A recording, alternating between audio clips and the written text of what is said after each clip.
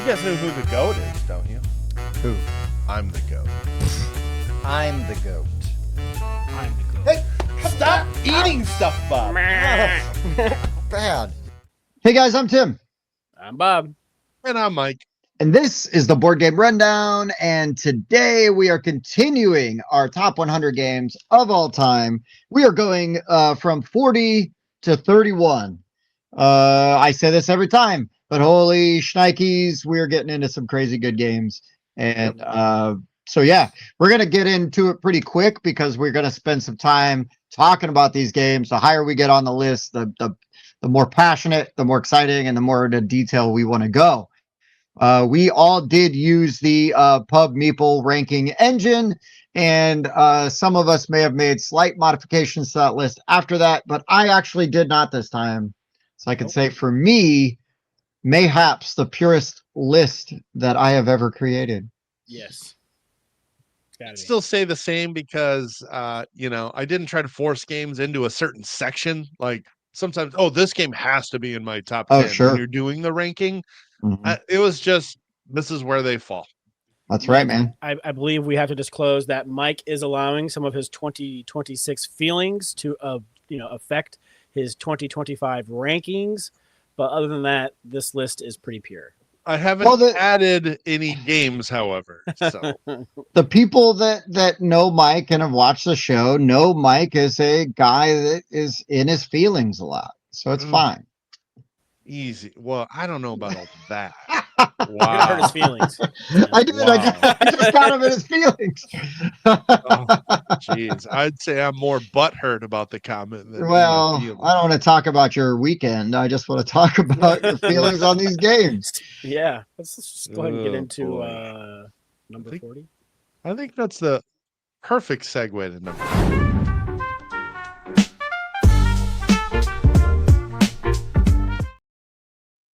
All right, my number 40, I'll just get right into it. This was a game I think we all fell in love with very quickly, and I can't remember where it's ranked, but I'm pretty sure this is in everybody's top 100, and I've got to talk about After Us. This is just one of the coolest deck building games that has come out in recent memory. Vincent Dutray art. Really fun. I love that tactic of like not only just lining up your cards, so you can create those combinations, but also when you buy the card, the market isn't stagnant because you don't know what you're buying. I mean, you're buying like a type of card. So you have a general idea of what kind of resources it's going to give you, like where it might be a little stronger, and you can buy the regular version of that or the better version of that. But other than that, you're buying it face down, so there's no AP over which version you want because that could take forever. You throw that card right on the top of your deck, you're going to get that card next round. And I love that. And then also depending on what you buy, you might be giving your opponents the opportunity to copy your action and gain a little benefit, like a little side benefit based on the action you chose. So just really unique decision making, lots of fun. It's real snappy, real fast, and just a badass game. I love After Us. Yeah, I do too. I'm the only one that hasn't talked about it yet because it has shot up my list. Dude, for real, well deserved. My number 40, if you watched last week's video, or maybe earlier this week's video, if you watched the previous top 10, we'll call it that, you know that I enjoy gladiator games, which is why Hoplomachus Remastered landed as high as it did. So this is one from Chip Theory Games.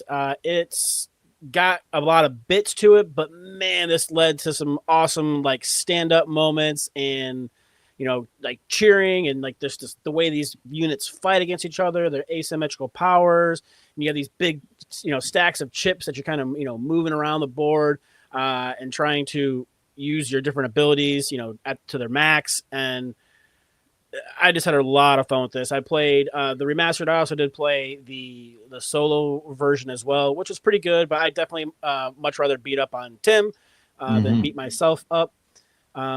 But if you get a chance to play this game, you really ought to, because either 1v1 or there are some 2v2 options as well.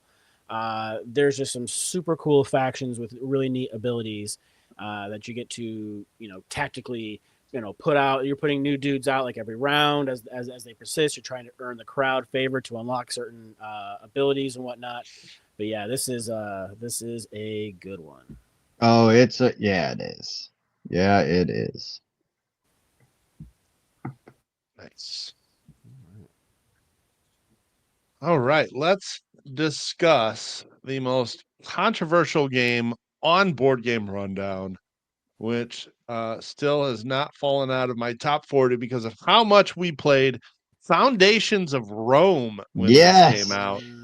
I just still enjoy what this game does. I like that this is light on rules, but high on strategy. And I love these games that give me opportunities to negotiate and trade with people.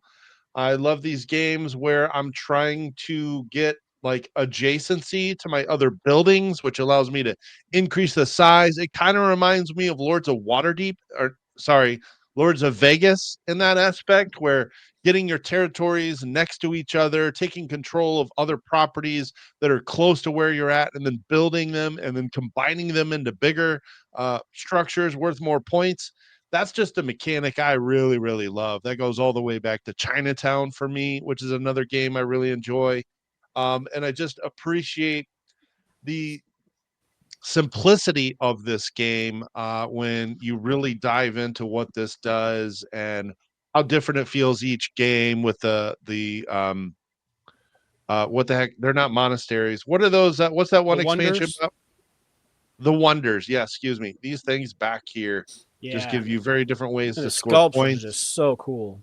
Yeah, it's a gorgeous game. And I remember people being a little bit miffed that you had to pay this much money to get a game that is overall pretty simple to play. But that just means you're going to get to play it more if you enjoy it. So that's fine. Yeah. An expensive, great looking game doesn't also have to be complicated. Yep. Still would I, love to play Foundations of Rome more. I think it's great. yeah, I'd totally play it again here sometime soon. I've played it quite a bit, and my cost per play is actually not so bad considering how much I actually paid for it. Because You've gotten a lot of a mileage lot out of this game. Yeah. for sure, for sure. Yeah, even not having a copy, I'm pretty happy being able to get 4 plays into it. But yeah, definitely ready for more. Yep, nice. Okay, Right. we move to number 39.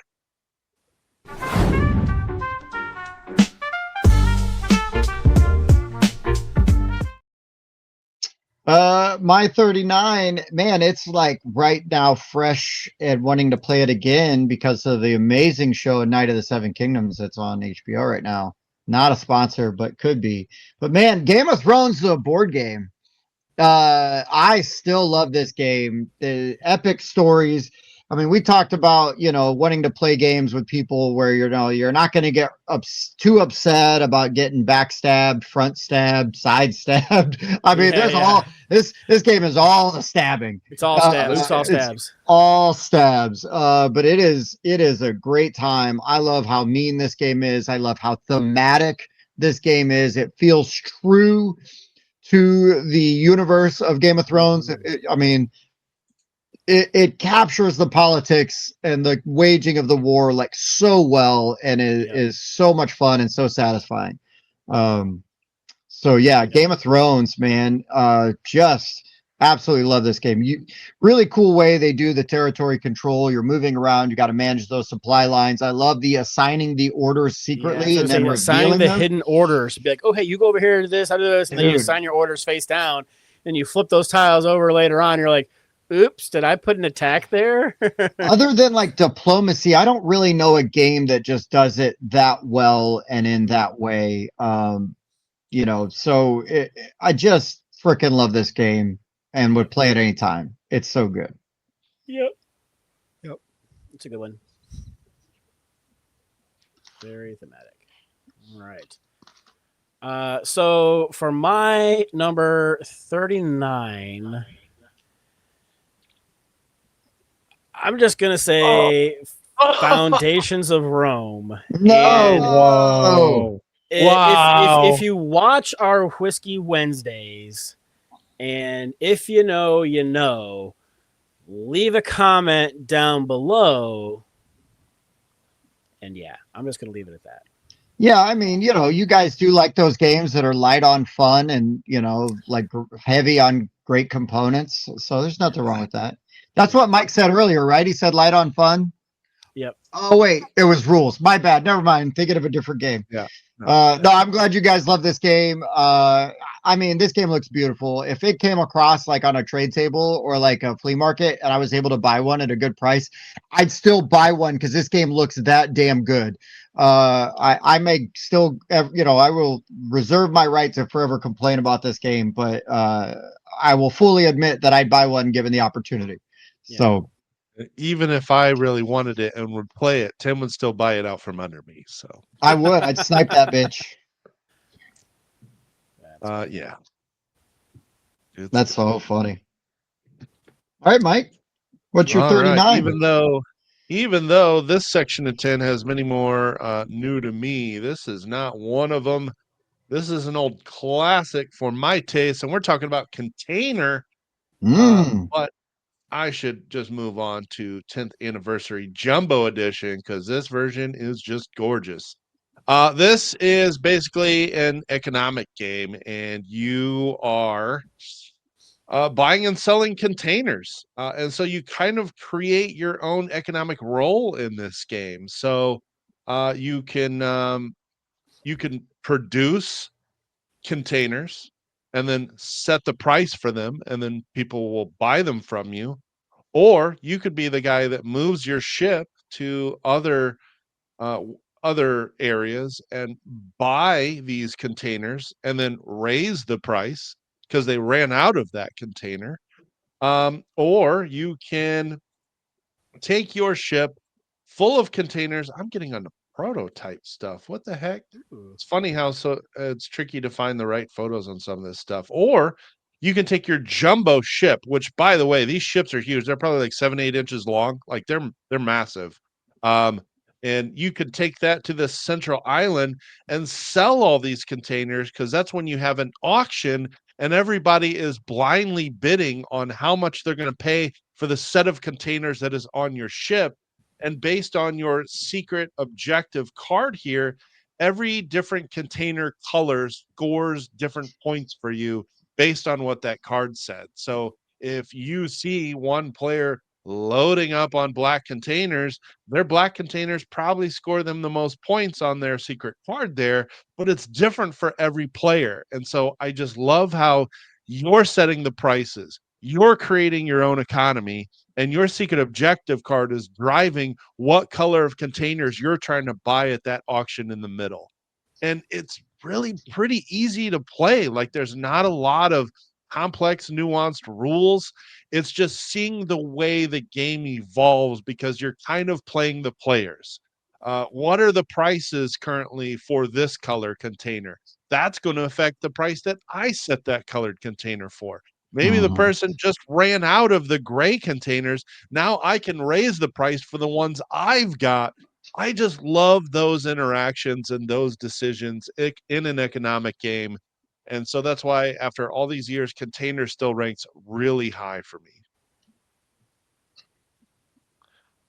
I just got Yeah. to get you guys to play it one of these days. I'd love to play it. It sounds incredible. I mean, Yeah, no lie. No lie. It sounds great. it's awesome. I need to read the rules again, and maybe we can make that happen this year finally. I'd like that. Because I haven't played it since I bought my copy from your cousin. So Oh, right um, on. yeah, I got a great deal because it's still out of print. This was the reprint, but now that's out of print too, twice out of print. So Wow. yep. All right, we are on to number 38.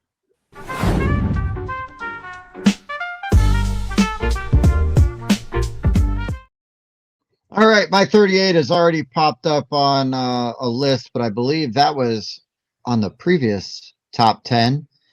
And I don't care what version I put on the table, but if you put Quacks of Quedlinburg on the table, I'm playing. Let's go. I'm pushing my luck. I'm driving. Just going as fast as I can, pulling them chips, slapping them down. I want to go. I want to fill that whole pot up without busting.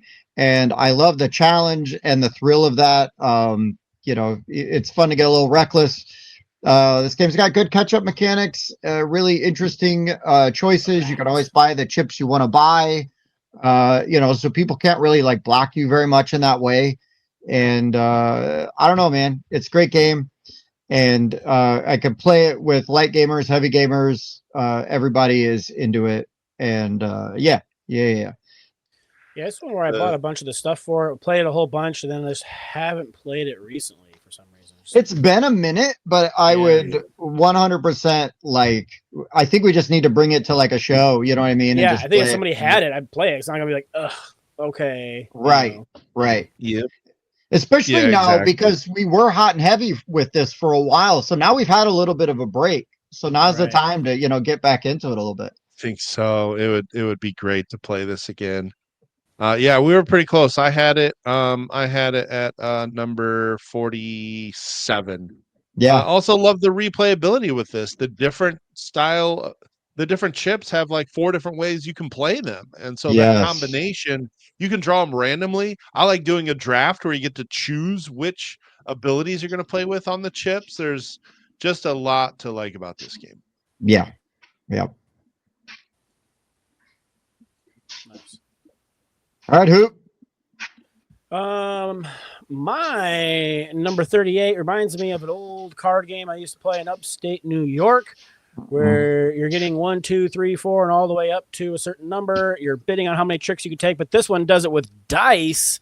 I'm talking about mythical dice. Nice. Got to play this game. Mike taught this to us. Really enjoyed it. We went and grabbed some copies of it, some more copies of it, I should say. But yeah, so the first, you're reaching in this bag, you're pulling out one die and keeping it secret. You're bidding on how many tricks you think you can take. But the thing is once you go to, play your die, you got to roll it. And every die has got a loser side to it. So it's got that bit of randomness to it that really can get you. And you think, oh, all I have is these gray dice. They all suck. And oh, crap, I rolled a 7. I hope somebody can beat me because I didn't think I was going to take that. I love that on the gray die because that always creates like a moment when that happens too. Always, without fail. Taught this one at our local little meetup that we had at the convention that we had here, and it went over really well. So yeah, Mythical Dice is great. You get a chance to check this one out. Total recommend. Excellent 2025 release. One of my favorites, which I haven't talked about yet. That's all right. Nice. Great. Intriguing. Yep. All right, let's talk about a 2024 release. Oh, I thought he was going to go right into it. No. Well, Mythical Dice is 25, so last year is technically 2025. Yep. It still feels weird to say that. I'm adjusting. Totally replaced Dwellings of Eldervale, and I don't have my copy of Andromeda's Edge yet. This debuted on my list last year when it came out at number 27. Dropped because we haven't played since then. And unfortunately, this is one of those games where, like, if you don't play it for a minute, it's easy to lose stuff because there's a lot going on in this game.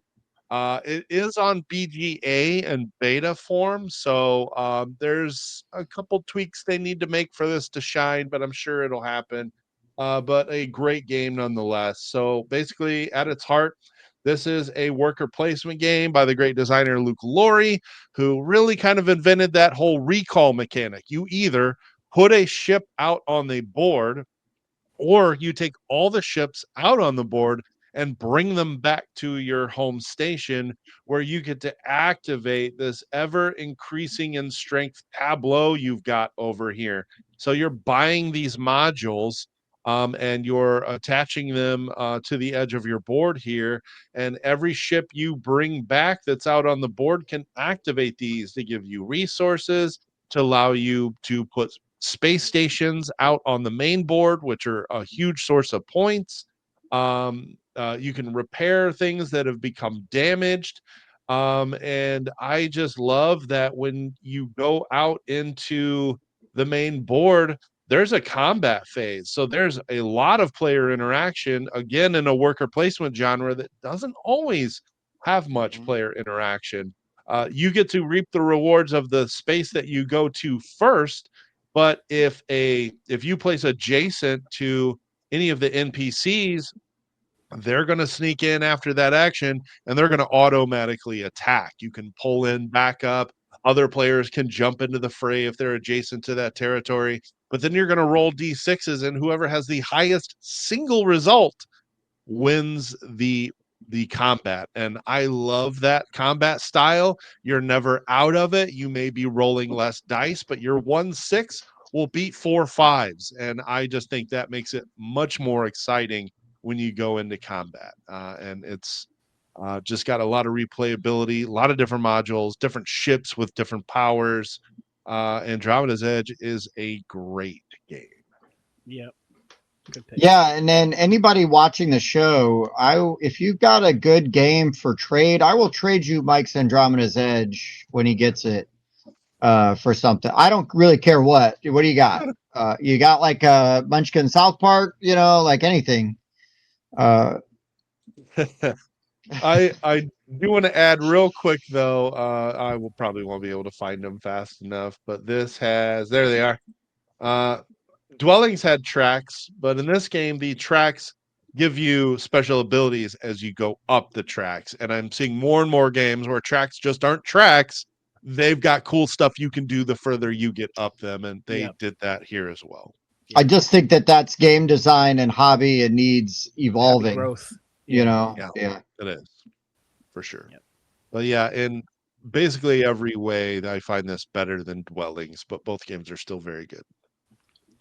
Indeed. Moving on Right. to 37.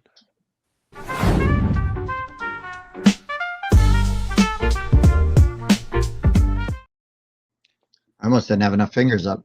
All right. My apologies in advance because my number 37 is out of print and you will just have to buy the different version if you can find it. But I will always, always, always carry a torch for Growl. I love Growl. It is one of my favorite versions of Werewolf because of the interaction. You're revealing that card from the deck, and you have to give that card to somebody. And there's the table talk of who can take the card, who will the card hurt less, who will the card benefit. There's negotiating, and all deals are not binding. Hey, there's the googly-eyed version I have. But this game is really good. They did a really nice reprint of it with a Stranger Things theme, which is Attack of the Mind Flayer. So that's usually like the version that you can find of this game. But I've got my old OG version of Growl, and it plays really fast. It's easy to teach, and yeah, I have a great time. I love it. So Growl or Stranger Things Attack of the Mind Flayer, whichever version you can find, it's worth your time. If you like social deduction without all of the just lying, there's strategy, there's card play. Yeah, it's pretty fun. Yep. I definitely don't mind that as far as a social deduction type of game goes. Mm-hmm. All right. My number 37 comes to you from Tim and his random luck getting games at small conventions, causing me to go pick up my own copy of Age of Atlantis. Oh, yeah. This was a super fun kind of, I don't know, call it worker placement, but I'm like, you're putting your people out there and you're gathering resources. You're have a board where you're advancing these technologies on them. I love a good kind of tech tree and tech advancement. You're building these mythics and they're helping you deal with all these invading forces. But you got to be careful because if the invading forces tear down any buildings or enter the city, that is going to make the gods mad. And Poseidon does not want people messing up his city, man. He will flood the whole zone, and we're not talking like, sports reference or anything like that. He will literally flood the zone. I was a little worried about this game at first because it comes with those little cubes. They look like dice, and you think you're going to roll them, and they're wood, which is unfortunate. But they're just actually trackers for your citizens, and you tick them down. You can make them happy and happier. You can tick them down to take extra actions and make them unhappy because you're making them work more. But this game just plays really well. It has one of the best instruction books I've ever seen. For as crunching as much stuff as this game does, like the book is literally just like a folded page, and that is it. That's all you need. It tells you everything you need to know, and yeah, this game is great. And I really just think it flew under the radar because of when it got released. So, but yeah, when did this get released? 2022. Yes. Yeah, it was kind of kickstarted around like COVID and whatnot, and yeah, I just think that people didn't get a chance to play it because of everything that was going on. But yeah, this one's really good. Nice. Tim's got his mouth full. I'm sure he would be agreeing with me. I'll talk about this game way later. Gotcha. Well, Bob, this is now 2 games where we were 1 ranking off in this section of 10 because my number 37 is Mythical Dice. Woo! Nice. I just think this is great. This has become my favorite trick-taking game. I want to play more trick-taking games with dice. Love that you can, and this is basically Skull King Dice. Whatever round it is, you score 10 points. If you can bid 0 and take 0 tricks. So that means 80 points in round 8. Hard to do, though. You might need a little bit of luck, but I appreciate that there's luck in a trick-taking game because you don't get to make your bid with any information on your rolls. You're basing it on the colors that you were able to take out of the bag, and then you're going to roll and see what happens. And I love that exciting element to it. And that's why this has become my favorite trick-taking game. This game is as exciting as hell, man. It's really good. Yeah, it's just super interesting the way that you think you have the crappiest die out there, and so you're bidding 0, and then you roll that 7, and you're just like the worst die has the highest number on it, and the best dies have the white flag on them, so you can have improbable losses or wins, and that's what makes this really work. Yeah. Oh, it's so good. Nice. All right, number 36.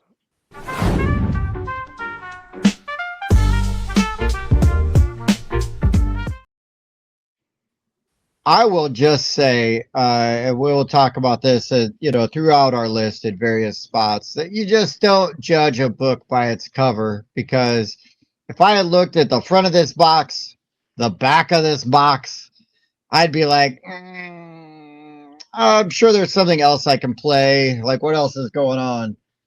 But when your friends sit you down and you're like, hey, let's play Hansa Teutonica, I think you're going to like it. Guess what? They're right. I know Mike was a little cooler on this game than Bob and I. But man, I love this game. It's mean as hell. It's really fun. I like the theme. I don't know, man. I had great experiences playing this. I love sort of that, like, that debate over, do I want to put my, like, move Bob's piece out of there, so I got to commit extra to move him out so that I can take the space where he was, and then on top of that, he gets his worker back, which then he doesn't have to recall later. He gets to just have it back. Oh, it's so difficult to decide. Like, they don't need my help, beat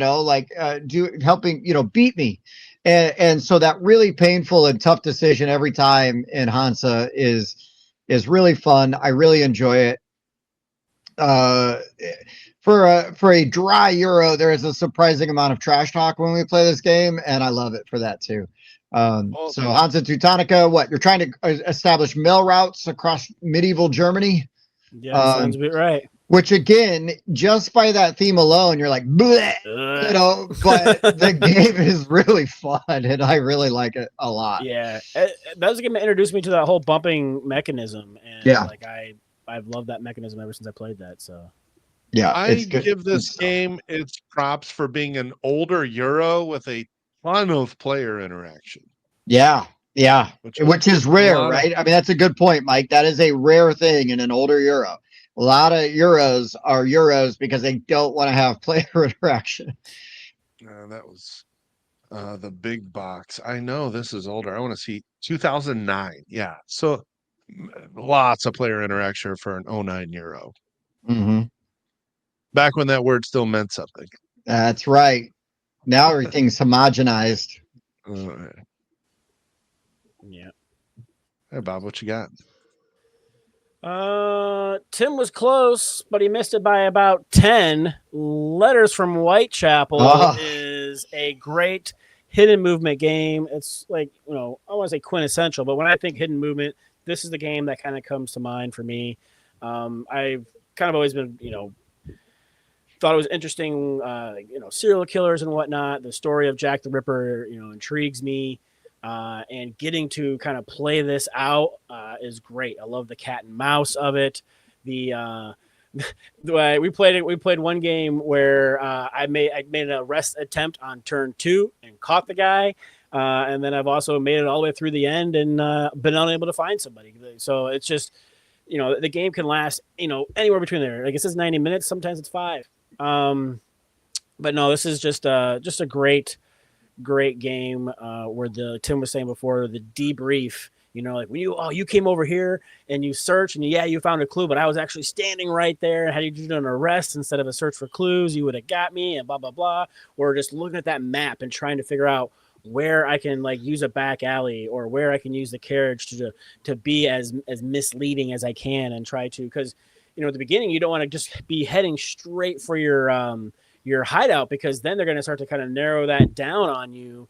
And in those later rounds they'll just have that whole thing just blocked off with coppers everywhere. And mhm. you're not going to be able to gain entry to your hideout. So you want to try to lead them away in the first couple of times and then zip around as much as you can and try to get it, then get to your hideout fast before they can get those clues as to where you actually went to. And yeah, it's just, I love that cat and mouse feeling of this game. Nice. Yeah, I mean the capturing of Jack or the evading, especially those really close calls, they just feel so epic. Like they're never not exciting. So Mm. yeah, it's fantastic.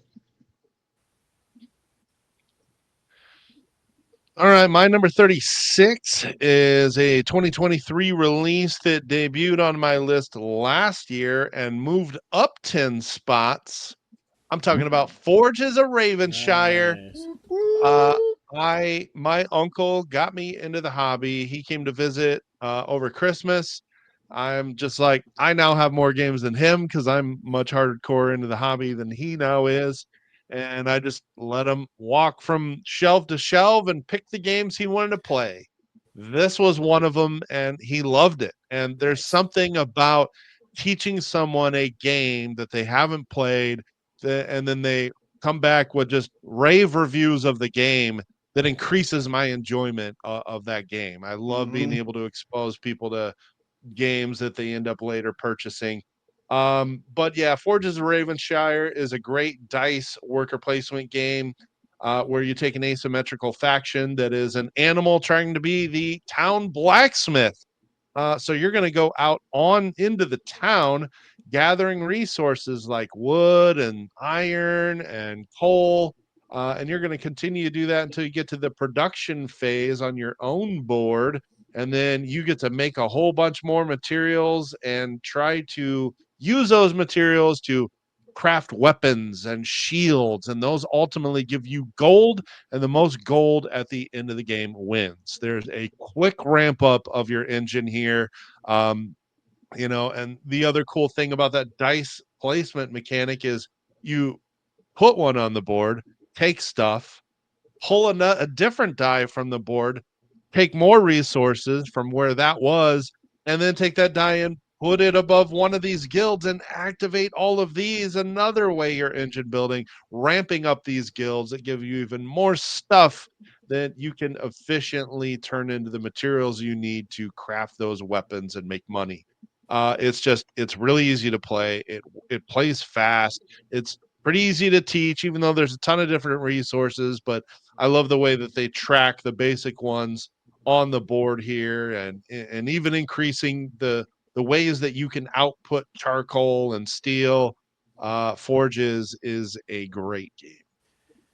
Yeah. It's, I it's a mean, whole lot of feels good, man. it This game is. just feels good. A couple things Done. I'll say. Full disclosure, really good friends with the designer and publisher, but I would not volunteer to teach this game over and over and over again if I didn't truly enjoy it.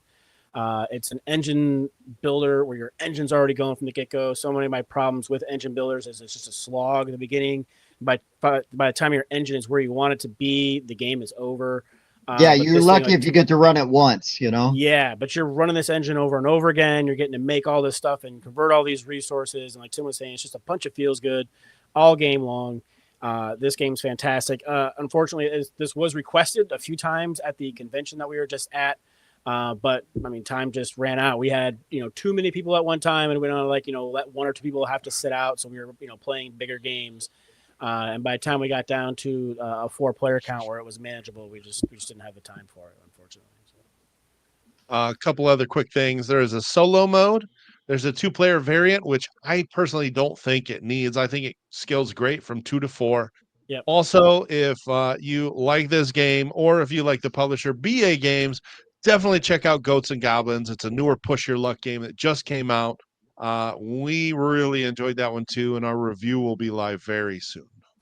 Yep. All those things are true. Yep. Cool beans. I'm glad it's Top, moving up your list, Mike, because it's top. Yeah, I know. I love seeing the games move up. All right, top 5 for today. 35.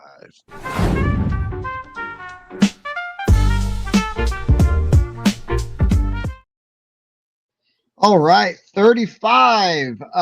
Let me just start by saying All Play is absolutely crushing it this year and continue to do better and better and better. And this is a great game by a friend of the show, Ammon Anderson, and I have got to talk about Twinkle Twinkle. Just great production from the tiles.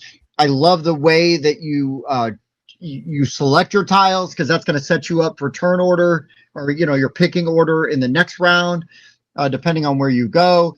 You're building off your own sets by making those constellations and adding all those different things to your night sky. Trying to score different points in different ways. You could play with, it's modular, so you're adding some things, you're leaving some things out, so you can cultivate your experience. That way you could try out new things, see what works, what doesn't work for your group or your play style, and so it just lends itself to replayability. I mean, it's great. Lots to love here. Twinkle Twinkle.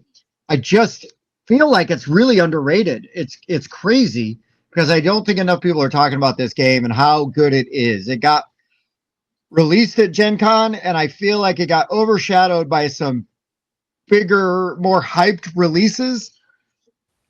And this was just one of the better games that I played coming out of Gen Con. So it's really good. There's a really good board game arena implementation too. But yeah.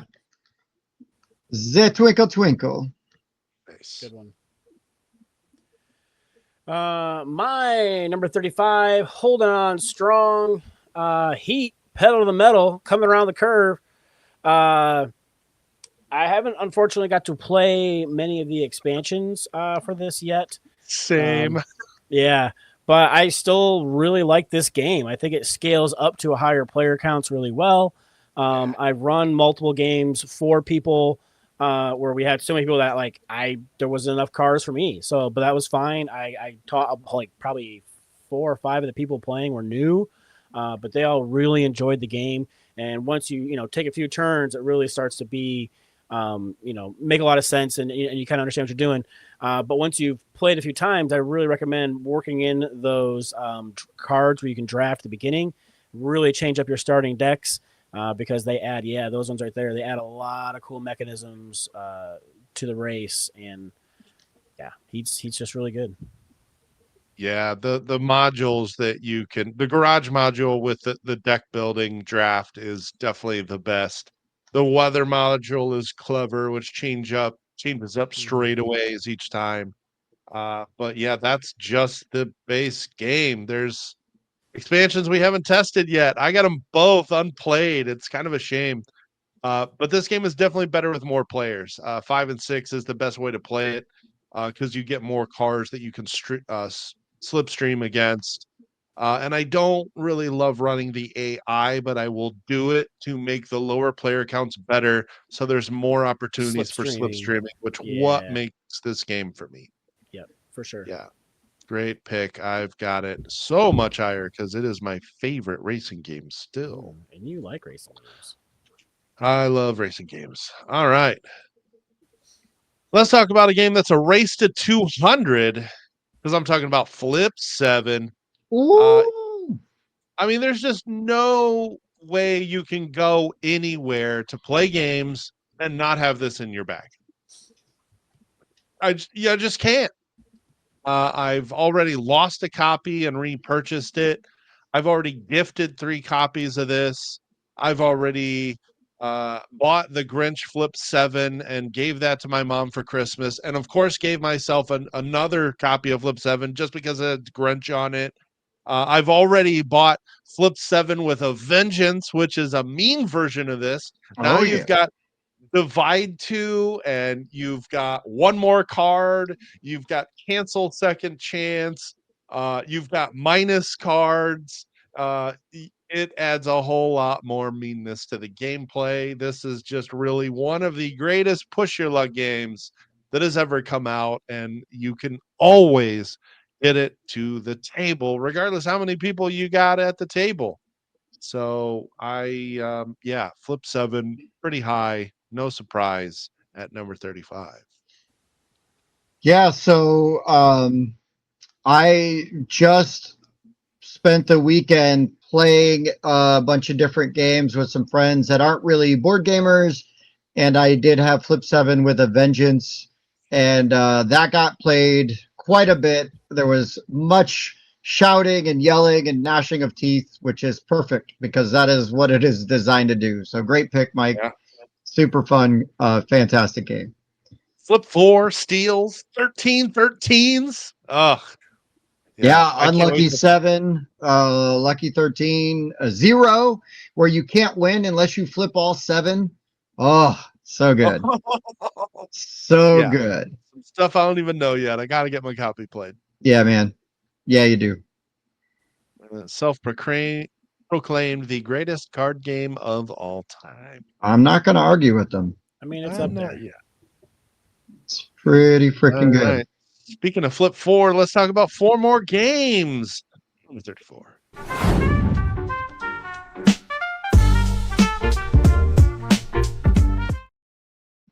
All right, boys. This is one of the newest games to me on this list. It is an oldie, but new to me.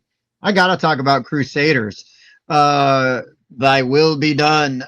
This game was recommended to us by, a lot of people, and uh, I'll be damned. They're right. It was really good. I bought it real cheap. Figured if it sucks, who cares? I didn't spend that much on it. And spoiler alert, did not suck at all. As a matter of fact, we all very quickly kind of became a little obsessed with it, and I'm okay with that. I think it was a great, really great time, great experience. We already loved Ostia. We are finding that we really like games with when the Mancala mechanism is utilized really well and in interesting ways, and Crusaders absolutely does that. And yeah, I shamelessly now just need to play this game more. Want to get it to Yep. the table. Honestly, it will likely be higher next year because it's going to be easier to table than Ostia, and Ostia is my favorite version of this kind of game. So I don't know that it could replace Ostia. I don't think that's happening.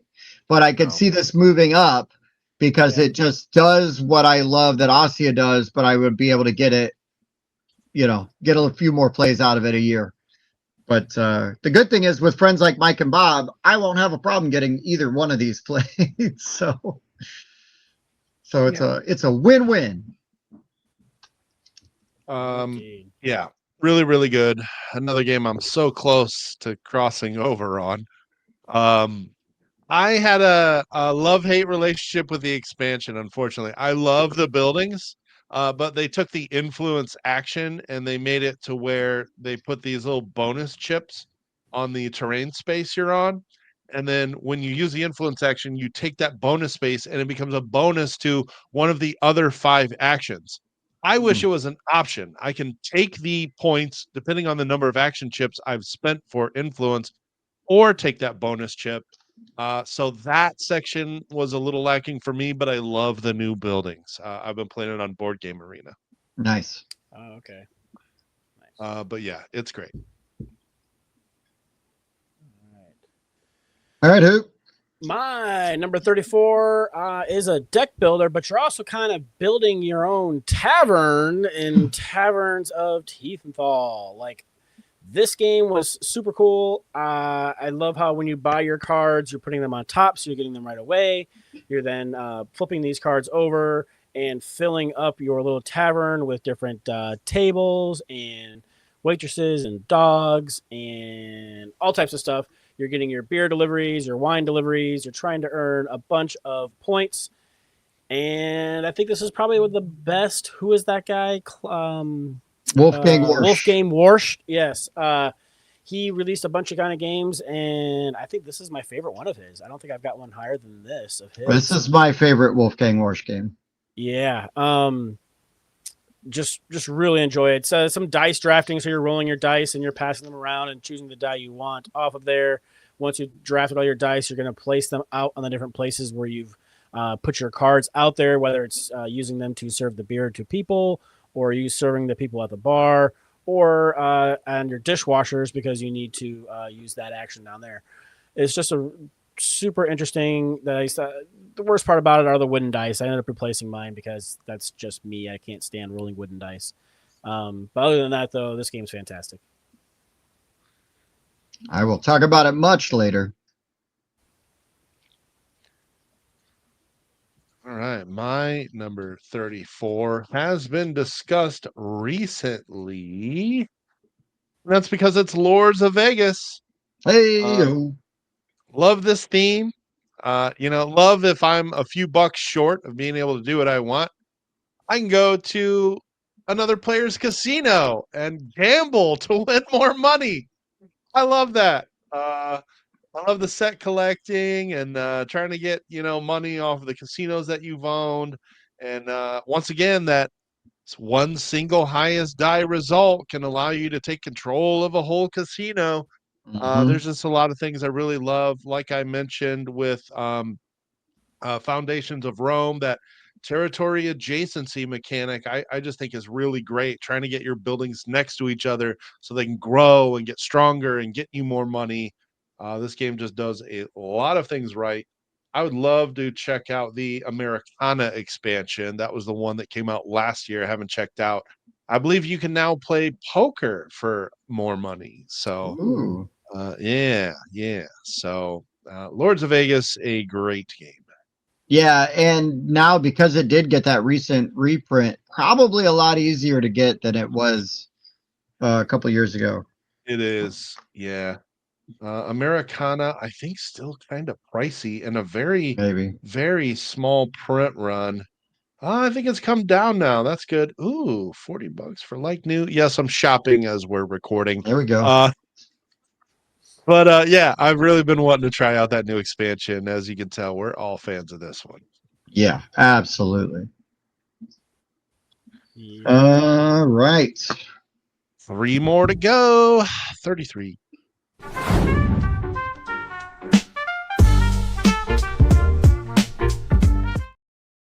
All right, I'm going to be the only guy to have this one, I think, in the top 100, but I don't care. I think the other guys like them well enough. But Everdell, and I just have kind of all the Everdells lumped in here. I think that Everdell Duel is really good. I think that the Silver Frost is really good. I like the one with the boats, or the bay. Far Shore. Far Shore, yeah, that one's good too. Uh, they're all good. I would say pick your flavor or get them all if you're a completionist, because they do very similar things with just little tweaks here and there. And I haven't had a bad time playing one yet. I traded for my copy of Everdell. I was very late to the Everdell party, but I'm glad I showed up. Better late than never. Yeah, I get this game played a lot. I love the art. I love the vibe. I love that cozy nature. I like the way that you're building your tableau, and you got to be smart about it. But there's ways you can get cards for cheaper, and that's fun too. And yeah, I don't know. It just feels good. I usually feel pretty good building up these little engines, and it doesn't overstay its welcome. So this is a cozy worker placement game for me. I do love me some Everdell. I think, I enjoy these games. I think the only reason I haven't rated any of them high is because played Everdell once, we reviewed it. I played Silver Frost once, reviewed it. Oh, fair. Played Farshore once, we reviewed it. That's I played right. Everdell Duo once, I reviewed it. This game That's true. rewards multiple plays, and I haven't been able to play any of them more than once. That's So true. That is true. that's the only reason for me, but I enjoy all of them. I've never played the OG one. That one there. Yeah, they're all good. Yeah, I think you'll like it. I think now though, because this is what happens when there's a game, like a series of games, right, that have been out for a little while, and I think now that you've played some of the more advanced versions, that for you to probably maximize or maybe optimize your OG experience, we need to throw in some of the expansions with it. Got you. Because that's basically, I don't know what the equivalents are, like, well, this expansion is just like what Farshore does, or this, but the original Everdell is, I don't want to say basic, but it's very straightforward. And then those expansions add those little twists to it, right? It just like so Everdell, Farshore, and Silver Frost come with those twists built in. So that would be my recommendation. When we get it to the table and you're playing that first one, I would be like, hey man, like, we're gonna play with this expansion in here because I think you're gonna want just that little extra level. Right. A little bit of zhuzh in there. Yeah, a little zhuzh in there to get it going for you. Yeah, gotcha. That is a fair point. Fair enough. Right. My number 33 is Evil High Priest. This is a game that I was fortunate enough to have Tim trade it to me because he knows that it ain't going anywhere. I'm not getting rid of this guy. I know you're not, but man, I wish I still had this game. But I'm glad you have it. Yeah. So this is a worker placement game, and you're building out your own cult, I guess. Your layer. Yeah, sure. And you're going to pick one of the elder gods, and there's going to be like your secondary map. It's going to be unlocking locations as you're busting these seals to try to get them to come and do hopefully your bidding, but probably not. Usually not, but yeah, you've got the best of intentions. That's right. But one of my favorite things about this game is you're getting all these bits and you're stashing them in your sanctum, but every once in a while you're going to get raided. Your raids are going to be reduced by the number of crazy people you got running around your place. Sometimes though, they come in the back door and they can get you. You think you're doing good by hiding all your stuff deeper down in the deeper down in your little your hideout. But if they come in the backside, they're going to find all that stuff right away. But you can get to put traps in there, and you're going to put these different places where you can store things like safes and whatnot in your asylum. And then you have this board where you're doing your worker placements and rituals and things like that. And it's just it's a good time. It just adds that extra level, like that. Creating your whole layer just adds that whole extra level of that that set collection, the worker placement, what I mean, and stuff that you're doing. And then you throw on those really unique boards with the seals, that are shaped like the glyphs of the great old one that you're you're using, Trying to, yeah. it looks great. It's super cool. This game's really good. Yep. Evil High One I Priest. still haven't played. All right, still one of my favorite deck building games. It's Shards of Infinity. Yeah. Yeah, this is from the guys that brought you the Ascension series, and I like the simplicity of this one and what you're trying to do. It's Battle Royale, the deck building game. You want to be the last hero standing. And so you've got resources in this game, like, of course, attacks that allow you to deplete other players' health, which is marked right on your nice little player board here. And they've got some expansions that do kind of add some asymmetry. Basically, if you're able to put matching card colors in your deck, they become a little bit stronger.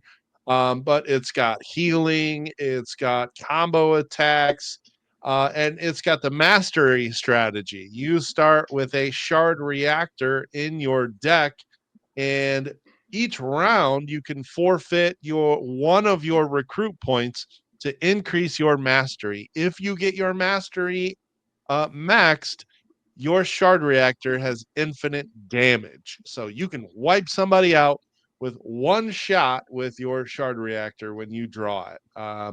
I definitely prefer this at lower counts. 2 is the best. 3 is good.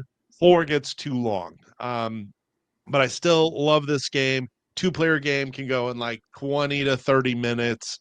And I just love trying to put a great deck together in this game and trying to wipe the other character out. Still enjoy this a lot. This game's great. Absolutely And great game.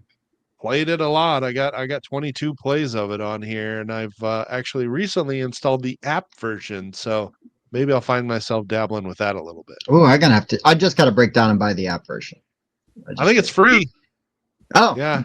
Huh? Or at least on Google Play Store it is. So I'll find myself on the road more with my new gig. So maybe I'll play more mobile games here. So. That's right. All right. Number 32.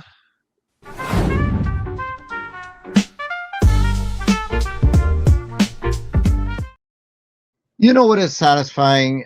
Almost as satisfying as beating your friends at a game when they're so confident that they're about to win, and then you beat them, and then they're really mad and they want to look at the rule book. The only thing that even comes close is being right and they're wrong.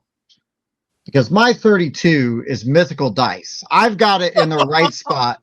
You guys have it in the wrong spot. We got a crossover in this is all in the same week, right? This is all in the same. Yeah. That's pretty good. Wow. 30, That 38, deserves one of then these. 37, now 32. Wow. Yeah. Now I do have to give you guys your flowers, because this game, when I heard about it, was pitched to me as this is a Tim game. And so while I may be right in my ranking, you guys were absolutely correct in your diagnosis. Okay. So 2 rights still make me more right. And what kind of logic is this? Yeah, I don't know. It's bullshit logic, and it's mine. But yeah, Mythical Dice is really good. Came out of nowhere for me, and everything these guys said about it is why it's great. The highs, the lows, the stress and the fun of the bidding mechanic, and just not really knowing how those dice are going to shake out for you every round is so good and exciting and thrilling. I just love this game just so much. Yeah, it's so good. Yep. Nice. Good pick, Tim. Yeah, I'll take it. Yeah. Although you were wrong about the other one, because Karuba should have been ranked much higher. Well, that was Mike, not me. Oh, sorry, yeah. Mike. Karuba is a great tile laying game. We talked about it earlier. Yeah, Mike missed out on the 8-player extravaganza that we did. We took 2 versions, pushed them together, and had 8 people around the table pulling tiles and laying them out, trying to do the best path we can. But this is a fun one with a super easy rule set, but it's still satisfying to try to get your pathway as efficient as possible and get your people to the pyramids. So It is. It's a great filler, and it's so easy to teach to kids and non-gamers. That's great. yeah. And I am really glad that and sorry, Mike, that we actually did accomplish putting that 2 copies together, proving that it could work, and playing at that super high player count. Yeah. Yeah, I'm sad about that. All right. Nobody has discussed this one yet, so I guess I gotta kick it off. Inferno Oh, is my way later, number way later. 32. I've just got the one play and I don't have a copy, so I think that's kind of what's holding it back. But wonderful art. I love this style. That is kind of the first thing that sort of draws you in. And then you look at this super busy board and think, what am I getting into? But at its heart, this is just a worker placement game. You're just going to move these guys further into the depths of hell, and wherever they stop is the action that you take. And you're going to get additional points based on how far up you've got these tracks. Some nice interaction with these worker placement spots up here as well. It's not fresh in my head after the one play that goes all the way back to March of last year, I think. So I won't dive much farther into mechanics than that, but this was a great time. Oh, there's so many mechanics you can get into. Getting those, choosing which soul to move to then trigger your city action, and then when you place that worker, depending on which worker you're using, you may have to pay for that action. You may get it for free. But where you place that on the board, you're going to get a choice of 2 different actions that you're going to get to do. Some, I don't know, man. It's really good choices in here. Really, really exciting and hilariously dark theme, and I love it. I love it so much. Yeah, it's very good. Not my highest ranked Grand Gamers Guild game, but Ooh, one of my highest. Stay nice. tuned. Yeah. It is my highest ranked Grand Gamers Guild game. I can say that. All right. Last one.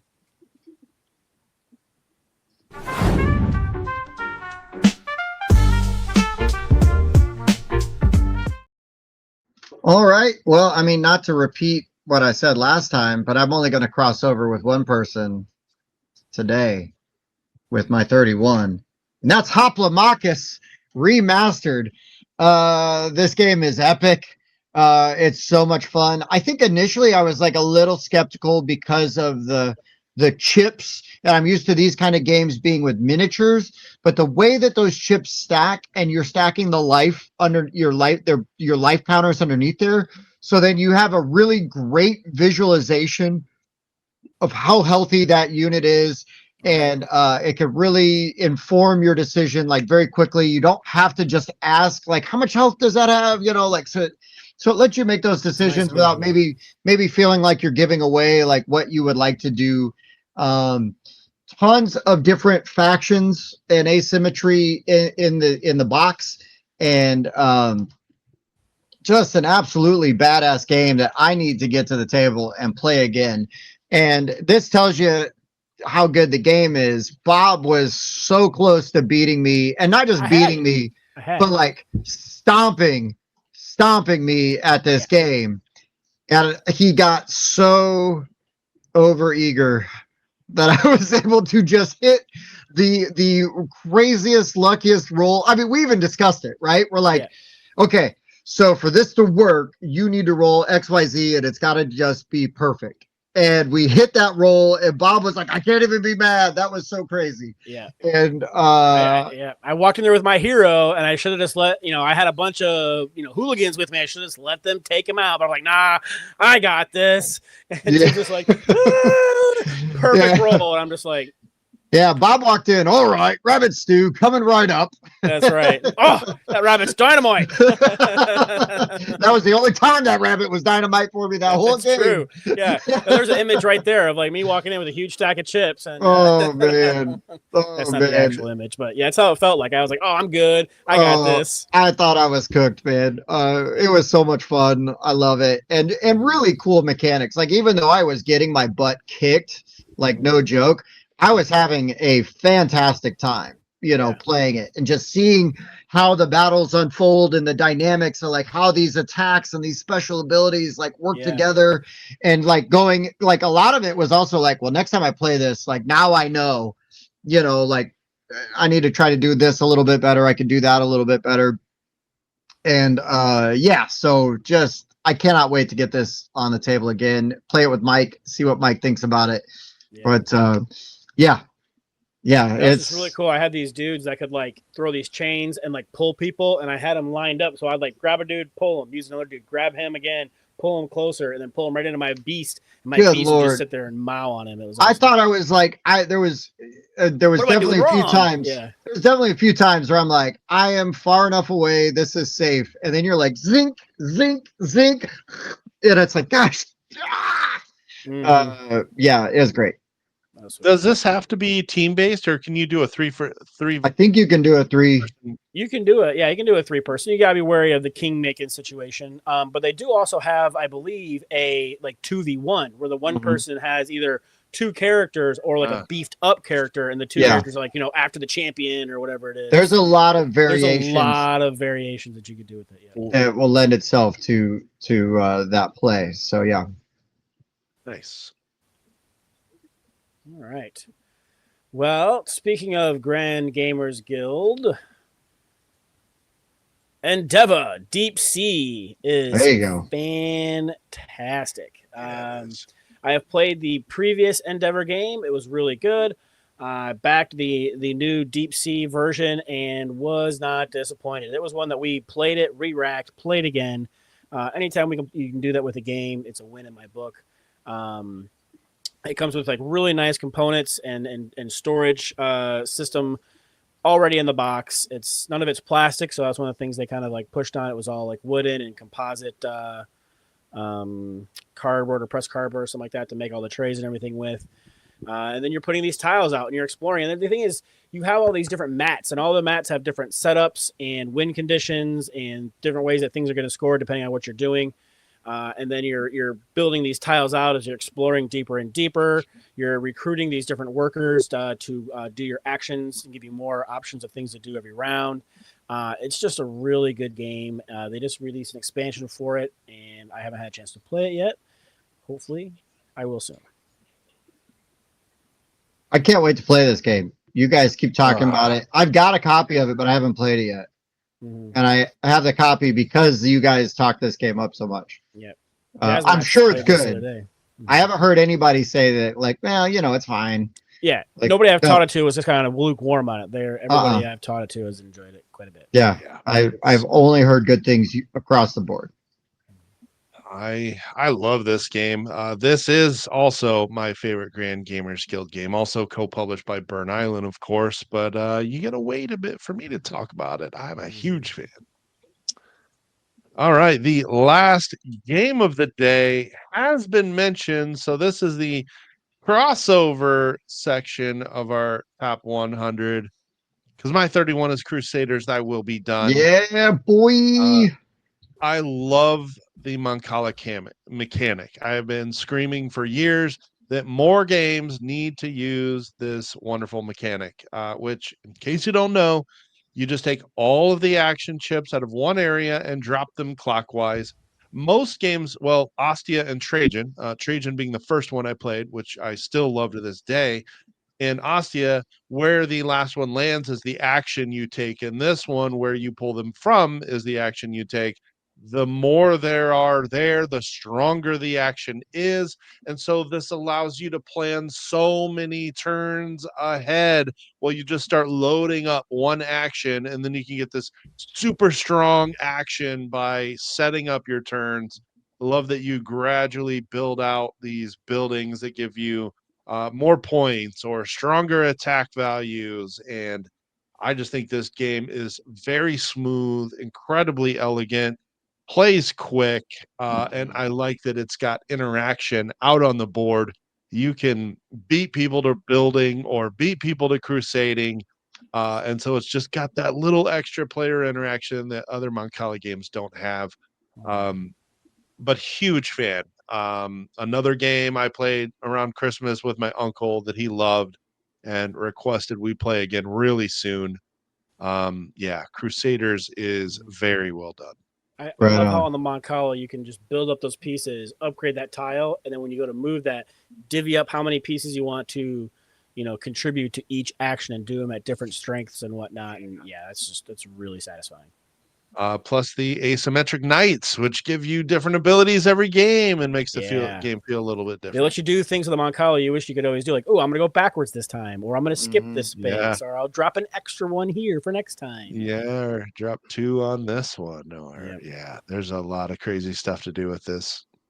Yeah, and it's Great. really they do it in a smart way because it's usually just like that one thing, but it's a one time like I'm going to be really overpowered for one turn, which isn't unreasonable. You know what I mean? Yeah. You're going to break that rule for a turn. Most of them are like that, and I do really like that because then it don't feel like it kind of removes the problem that some of those games with asymmetric player powers can have, where it's like, well, clearly that player is always broken, and if you don't do this very specific thing to always counter it, you'll never have a chance. I think because it's Yeah. just that one time use with most of them, you're gonna fire that off at the right time, and then you get that epic turn when you need it.